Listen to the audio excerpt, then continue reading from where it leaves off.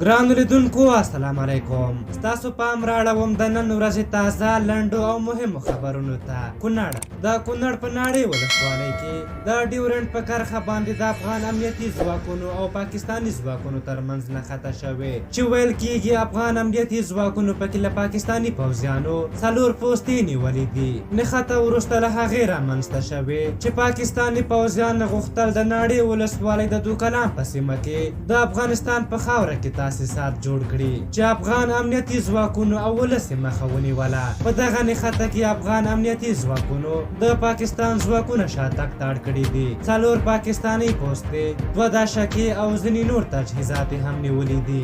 د ټاکنو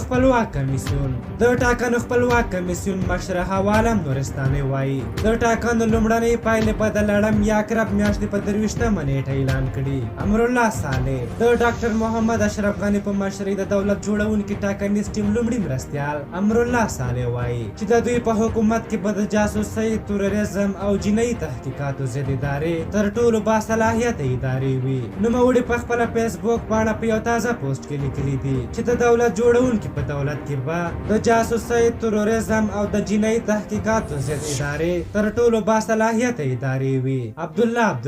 ډاکټر عبدالله عبدالله وایي چې په 2014 کال ټاکنو کې قرباني ورکړه، خو دا ځل په هیڅ صورت قرباني ورکولو ته تیار نه دی. انتخابات ګټلي او نوی حکومت به جوړوي. جمهور رئیس غني د غوث ملاتړ قومندانۍ مرستیال سره د مخخې کتنه وکړه. محمد اشرف غني په افغانستان کې د غوث ملاتړ قومندانۍ مرستیال ډګر جنرال سلواتور ته د ډېر ښه پوځي خدمت دولتي میډال ورکړ. او له پاکستانه خبر دا دی چې د مولانا فضل الرحمن په مشرۍ د عمران خان حکومت د پرځولو لپاره د دغه هیواد په ګوټ کې پراخ لاریونونه پیل شول.